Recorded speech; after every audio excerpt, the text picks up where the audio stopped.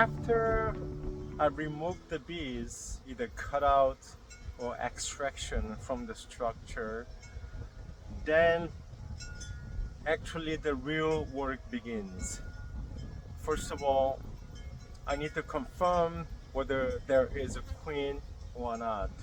Sometimes queens get left behind or hiding in a little corner, way up there in the corner somewhere, or got killed in the midst of it, removing the comb, and then the comb collapses. Maybe she got caught in between, and then she got killed or damaged or injured.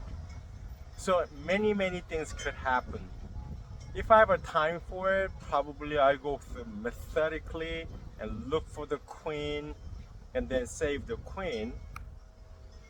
But usually it doesn't have much time. Just get it done and get out. Versus the swarms are a lot easier because usually most of the colonies is visible. I can go through methodically and trying to find the queen and cage it. But 9 out of 10 times it works. But when it comes to extraction and cutouts, it's kind of very limited. So I have to do as much as that I can to be careful and slow, but meantime to execute the work. So then I have to come back and I cut the comb and then put in a frame, rubber band them, and then most importantly the brood, but most importantly hopefully there's a frame that has eggs in it, because just in case I didn't get the queen, then they have a chance to make a new queen with a fresh egg.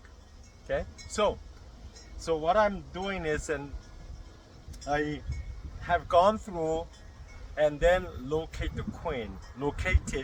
queen. Now when I dumped, checking all the bees down to the box, in most cases after I dump them, I can tell looking at their behavior whether I got the queen or not. If there's a queen, they're more focused. If there's no queen, they are everywhere. They don't know what to do. Okay, so like, where am I? Where are we? What are we doing? That kind of an environment. So I have located the queen, and then I've marked the queen. I gave a little blue heart. 2025 is blue, but even though she may be a queen from last year, but I obtained in 25, which is blue, so I gave her blue and a heart. And then also, as you can see, I gave a little sugar syrup. That is, they need 2 extra syrup to convert that into the wax to attach all the comb that I cut out to the frame. So it will help them to accelerate their process. And meantime, all the foragers go out still looking and gathering the nectar and the pollen for them to go on with a new life. Okay, so as you can see, just a few bees, and they're gathering and just sipping their syrup, and then I can see they're utilizing it. Okay, so I don't feed them too much, maybe just 1 bottle, and that's about it.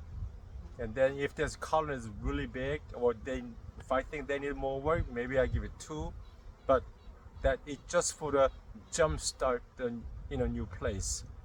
Okay, I'm gonna just go through, see where they at, and then maybe I can show you the queen.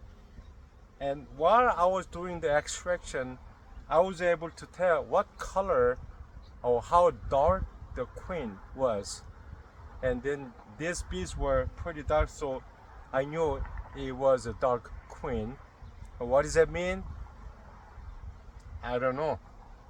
Unless I do some DNA testing. Other than that, my skin is darker, and then I expose the sun a lot, and then I get darker.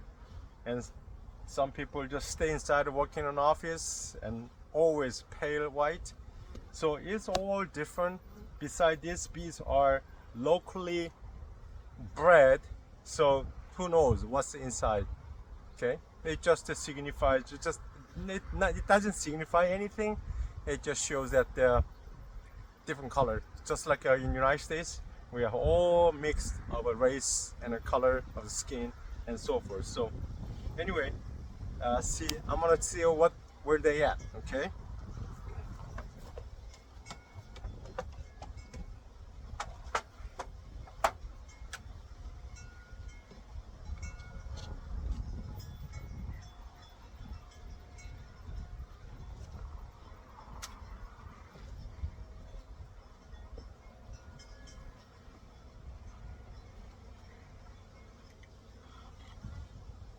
Okay, so this is a new foundation that I gave, and everybody working on try to build a new comb for it. So everyone's working and working.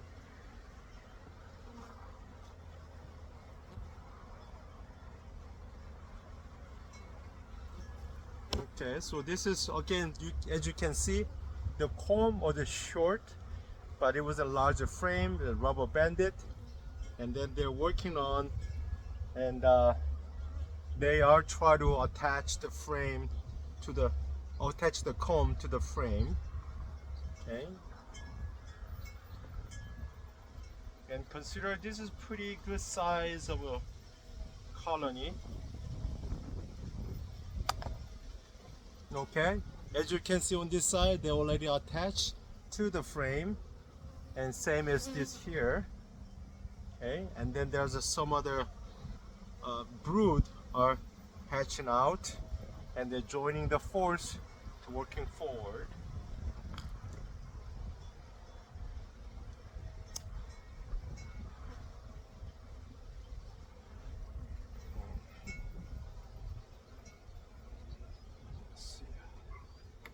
Okay, all kinds of debris, and then eventually they will chew the rubber band off and then toss it out of the colony, out of the box.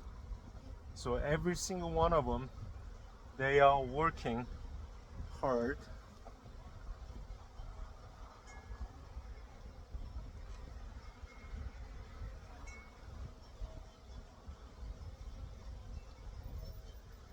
And I have to be careful because all the bees are hanging down, try to build a new comb.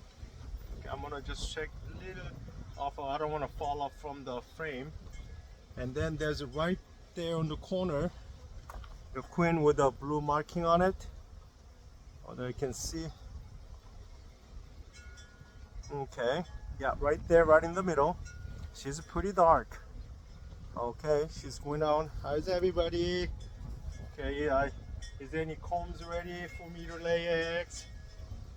Okay.